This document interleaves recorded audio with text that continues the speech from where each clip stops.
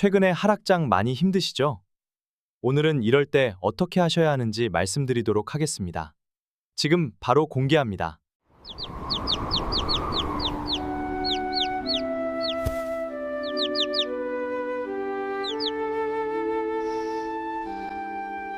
안녕하십니까. 이로운경제TV 김성현 자문역입니다. 바쁜 아침 핵심만 단도직입적으로 전달드리겠습니다. 제가 지금 보여드린 영상의 아기새처럼 갑작스러운 하락장에 깜짝 놀라신 투자자분들이 많으실 겁니다. 어디까지 떨어지는 거 아니야 하는 불안감에 손이 떨릴 수도 있는 장인데요. 이렇게 시장이 하락할 때 아기새를 포근하게 감싸 안아주듯 지금까지의 하락장에서 여러분들이 꼭 명심하셔야 할 핵심 내용 두 가지 바로 말씀드리겠습니다. 네, 우선 최근에 있었던 실적부터 가볍게 짚고 넘어가면 알파벳 역시 성장이 꽤나 괜찮았다. 여러분들 보시기 편하게 조금 확대를 해볼 텐데요. 네, 확대를 해서 보면 매출도 컨센 상향하고 두 자릿수 성장을 했습니다. 네, 구글 클라우드 역시 괜찮은 성장, 핵심 서프라이즈가 있었고요. 다만 이 중 상당 부분이 엔트로픽이나 스페이스X의 지분평가 이익에 기인했다. 그래서 실질적으로 영업이익이 생각보다 기대치만큼 높지 않았다라고 보시면 될 것 같고요. 그리고 연간 캐펙스 가이던스를 상향했습니다. 이 말은 앞으로도 조금 더 AI에 대한 투자를 늘리겠다. 이런 잉여 현금이 오히려 마이너스가 나왔는데 AI에 대한 인프라 투자 과속 신호로 시장에서는 우려감을 강하게 표했다라고 이해하시면 될 것 같습니다. 테슬라 실적도 오늘 매출이나 컨센 부분 다 괜찮았습니다. 인도량도 괜찮았고 다만 컨센이 대폭 미스되었습니다. 이 자동차 매출 총 이익률이 16.9%였는데 규제 크레딧 제외는 16.3%였습니다. 그래서 규제 크레딧 수익이 급감되었다. 마진 100%짜리 사업이 물 건너갔다 라고 이해하시면 될 것 같습니다. 그래서 이런 부분에서 또 캐펙스를 또 로봇에 대한 투자를 또 늘리겠다 이렇게 말해서 실질적으로 잉여 현금 흐름이 적자 전환됐다. 결국엔 미래를 위한 투자로 돈을 너무 많이 썼다 이거예요, 시장에서. 그래서 장 마감 후에 강하게 하락했고 시장의 금리가 앞으로는 더욱더 중요해지는 상황이 되겠죠. 인텔 역시 매출도 잘 나왔고요. 15년 내 최대 성장이었다. 그리고 데이터 센터가 견인했다. 그래서 많은 분들이 인텔 처음에 실적 발표하고 13% 급등했을 때 대한민국 삼성 하이닉스 역시 괜찮겠다라고 많이 긍정적으로 생각하셨을 텐데 또 조정 잉여 현금 흐름이 이 평가손을 반영하니까 이 조정 잉여 현금 흐름이 꽤나 별론데? 라고 하는 의견이 상당히 강했고요.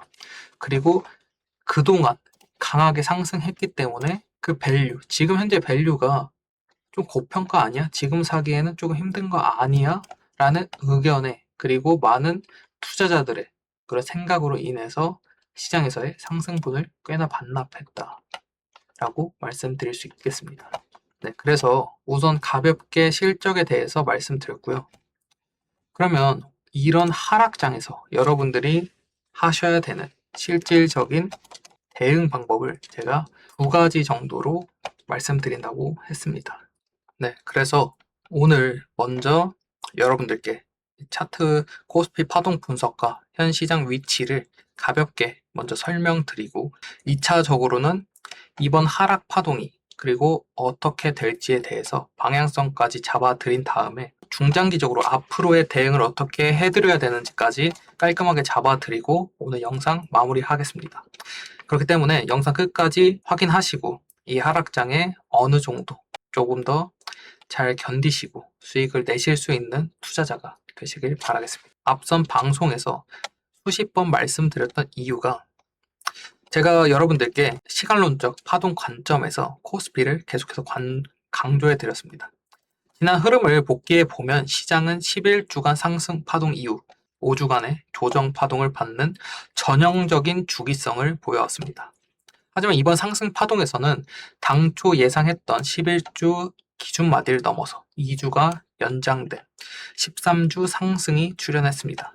네, 파동 이론에서는 상승 마디의 과도한 연장은 시장의 에너지 소비가 극심했음을 의미합니다. 여러분들 마라톤을 42.19km인데 8kg를 더 뛰라고 하면 피로가 당연히 더 쌓이시겠죠. 그래서 이번 상승 주기가 2주간 더 누적된 만큼 도래할 하락 및 조정 파동 역시 가격과 시간 면에서 한층 더 길고 깊게 전개될 확률이 매우 높다고 말씀드렸고요. 제가 지난 방송들에서 이 구간만큼은 파동적 관점에서 반드시 리스크 관리에 집중하셔야 된다고 누누이 강조해드린 이유가 바로 여기에 있습니다. 네, 두 번째 얘기 말씀드리면요. 네, 하이닉스 말고 코스피로 다시 돌아가서 사람들은 차트를 뭐 그림 짝짝 그린다라고 말씀하실 수도 있는데 실제로 이런 매매를 하실 때는 가장 경계해야 할 구간과 변곡점과 반대로 확실한 타점을 잡는 방법은 항상 존재해 옵니다. 첫째, 기존의 상승 추세가 붕괴되는 지점입니다. 추세가 어느 정도 상방으로 보시면 추세가 꾸준하게 상승 추세임을 알 수 있습니다. 근데 이 상승 추세가 붕괴되는 지점은 추세선이나 이동평균선을 하향 이탈하는 순간은 매수세가 약화되고 매도 압력이 가중되는 구간입니다. 하락 추세가 완전한 전환 신호를 보이기 전까지는 관망을 유지하는 것이 리스크의 기본 원칙이라고 누누이 말씀드렸고요. 둘째는 이 하락 추세가 시행됐을 때 이 하락 추세가 전환되는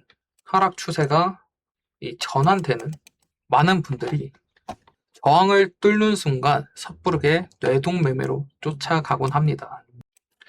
이번 상승도 보시면 많은 분들이 저항을 뚫는 순간 섣부르게 뇌동매매로 쫓아가곤 합니다. 그런데 돌파 직후에는 가짜 돌파, 볼트랩이라고 하죠. 위험이 항시 존재하므로 즉시 진입하시는 게 아니라 이 세 번째 가장 중요한 타점인 돌파 후 눌림 구간입니다. 이 돌파 이후 가격이 기술적으로 조정을 받을 때 우리는 두 가지를 체크하고 매수에 들어가야 합니다. 돌파했던 저항선이 강한 지지선으로 전환되는지. 제가 그래서 오늘 말씀드렸던 이유가 이 라인에서 다시 한번 상승 추세를 만들기 위해서는 오늘 이 구간, 다음 주에 이 구간이 지켜지는지. 그래서 월요일 라이브가 그만큼 중요하다고 누누이 말씀드렸고요. 이 눌림 시 거래량이 줄어들면서 재차 반등할 때 상승 모멘텀의 강약이 탄력적인지 체크하는 겁니다. 사실 이 구간 상승이 그렇게 거래량이 터지지 않았습니다. 이렇게 강하게 하락이 나왔는데 제가 지금 하단에 거래량을 지금 봤는데 이 거래량이 이 강한 하락임에도 불구하고 거래량이 터지는 상승이 나오지 않았습니다. 그만큼 힘이 강하지 않다. 그리고 최근에 시장 보시면 여러분들 앞에 말씀드린 내용도 중요하지만 최근 시장은 외국인들의 놀이터가 되었습니다. 레버리지 상품으로 인해서. 그래서 돌파 후 즉각 반응해서 이번에 눌림이 나왔을 때 매수보다 지금 매동을 조금 보시면 이 상승부터 보시면 기관들은 어느 정도 사고팔고 하는 비슷한 흐름을 보였죠. 근데 외국인들은 강하게 매도하고 있는 걸 보실 수 있죠. 그리고 그 물량을 개인들이 전부 받았습니다. 그러면 여러분들께 쉽게 설명드리면 외국인들이 여기서 이미 다 팔았어요. 근데 개인들을 위해서 외국인들이 이 구간에서 다시 한번 들어올릴 이유가 있을까요? 단기적으로 반등은 나올 수 있는데 외국인들이 이미 여기서 다 털고 나왔는데 지금 비슷한 가격대에 주고 싶을까요? 밸류적으로 저평가고 수급이 뭐 좋아진다고 해도 그건 아니겠죠. 이 밑에 구간까지 기다리겠죠. 추가 하락으로 공매도로 이익을 보면서. 그래서 여러분들 이 물론 전체적으로 차트에도 답이 있지만 사실상 어느 정도 이런 부분들을 이해하시면 왜 이때 사면 확률적으로 좀 낮을까? 이런 생각을 하실 수 있습니다. 그래서 지금 단기적으로 이 부근에서 반등을 줄 수도 있습니다. 근데 지금은 하이닉스 150만원대 초반대까지 만들고 삼성전자 22만원대까지 만들고 거기서 다시 한번 강하게 들어 올리는 방향성이 지금은 훨씬 더 확률이 높다. 그리고 지금 부근에서 단기적 반등이 나오더라도 추가적으로 최소한의 횡보는 거치고 갈 확률이 상당히 높아졌습니다. 그 이유는 사실 외국인들은 여기서 물량을 다 팔았어요. 근데 다시 살려면 그만큼의 메리트가 있어야겠죠. 지금 여기서 개미들 탈출시켜주기 싫을 거예요. 어떻게든 더 털어서 손절 물량 만들고 다시 한번 강하게 상승 이끌어낼 확률이 지금 현재는 상당히 높아졌다. 그래서 제가 누누이 말씀드렸죠. 이 구간에서 이 추세가 깨졌을 때는 이 추세를 다시 복구하기 전까지, 추세로 다시 복귀하기 전까지는 절대 매수하시면 안 되고 물량을 정리하시는 게 옳다. 그리고 지금 이 구간 가짜 반등이긴 하지만 121선에선 단기 반등이 나올 수 있다. 이것까지 짚어드렸고요. 앞으로는 단기 반등이 나오면 이때는 물량을 정리하시고 만약에 추가 하락이 나온다면 이때부터는 6,000대까지는 분할 매수로 조금 접근하시는 게 낫다. 지금부터 사시라는 게 아니라 흐름을 보고 분할 매수로 접근하셔도 지금은 괜찮다. 그 이유를 가볍게 설명드리면 하이닉스 보시면 그 연간 재무제표로 보시면 앞으로의 방향성이 지금이 현재 4.39, 4.49로 가이던스가 잡히고 있어요. 삼성전자 역시 가이던스가 4.1로 잡히고 있죠. 근데 제가 아까 말씀드렸죠. 대한민국 증시의 절반 이상이 삼성전자 하이닉스인데 이 코스피 자체 밸류가 지금 금융위기급이다. 금융위기 때도 6.2에서 6.8이었어요. 그렇다면 이 미래에 대한 성장 기대감이 반영된 프리미엄이 있다고 해도 이 구간에서는 밸류적으로 너무나 저평가가 되기 때문에 이 밸류 하단을 이 6,000대 초반으로 많이들 잡습니다. 지금도 물론 저평가긴 하지만 한국에 대한 프리미엄이 미국만큼 당연히 있을 수 없고요. 그리고 앞으로의 방향성 그리고 외국인들의 매동을 봤을 때 지금 자체는 체크해 보셨을 때 단기간에 반등이 나오면 정리하시고 만약에 단기간에 조금 더 하락이 나오면 그때부터는 미래를 위해 다시 한번 분할 매수로 접근하시는 게 충분히 괜찮다라고 말씀드릴 수 있습니다. 네. AI 시대에 누누이 말씀드렸지만 중국과 미국의 패권 전쟁입니다. 중국과 미군의 패권 전쟁인데 사실 이 부분에서 돈을 아낀다고 계속 아낄 수도 없고요. 계속적인 투자는 들어가고 최근의 실적들을 보시면 아시겠지만 빅테크나 대기업들은 결국엔 AI 데이터 센터에 강한 현금 지출을 하게 되어 있습니다. 그래서 단기적으로는 지금 수급이나 이런 부분에서 제가 외국인들도 똑같다고 말씀을 드렸던 이유가 뭐냐면 저희도 비싸면 사기 부담스럽잖아요. 사실 이 부근에서 이 부근까지 뭐 70만, 100만 닉스까지 갈 때도 이게 왜 이렇게 올랐어? 너무 비싼 거 아니야? 라고 했죠.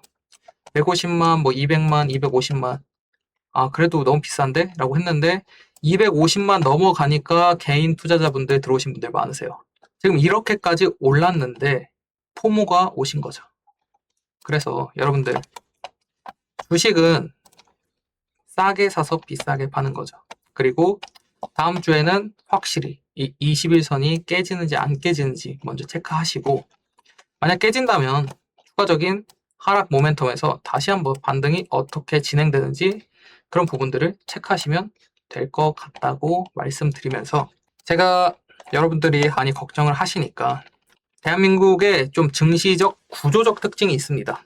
그래서 지금은 현재 단기간에 2000년대 이후 한국 증시의 대세 상승을 단추해 보면 지금 2006년부터 나와 있으니까 이때부터 보시면 하락이 나오더라도 어느 정도 상승 부근에서 강하게 외봉만 이렇게 형성하고 시장이 그대로 무너진 적은 한 번도 없었습니다. 과거가 전부 100%란 소리가 아니라 구조적으로 그래서 지금 이 하락이 하락으로 바로 이렇게 떨어진다 이렇게 말씀드리는 게 아니라 지금의 깊은 조정은 시장의 완전한 끝이 아니라 다음 파동을 위한 에너지 재축적 과정으로 보셔야 한다고 말씀드리는 겁니다. 충분한 조정을 거친 이후에는 시장이 다시 한번 강력한 2차 반등 파동을 만들어낼 가능성이 상당히 높습니다. 그래서 지금의 코스피 시장은 섣부른 저가 매수나 돌파 매수로 대응하실 때가 아니라 앞서 말씀드린 차트 원칙대로 조정의 깊이를 충분히 확인하시고 하락 추세가 끝난 뒤 돌파 후 지지되는 방향성과 반등 강도를 체크하면서 다음 2차 반동을 준비하는 명확한 리스크 관리 전략을 가져가셔야 된다라고 말씀드리는 겁니다. 네, 그래서 제가 지금 오늘 가볍게 설명을 드렸는데 오늘 준비한 정보는 여기까지고요. 지금 시장 망설일 시간이 없습니다.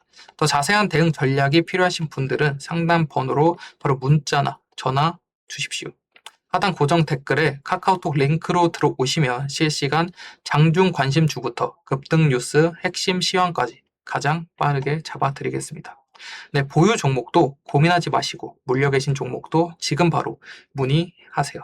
지금까지 이로운 경제TV 김성현 자문역이었습니다. 감사합니다.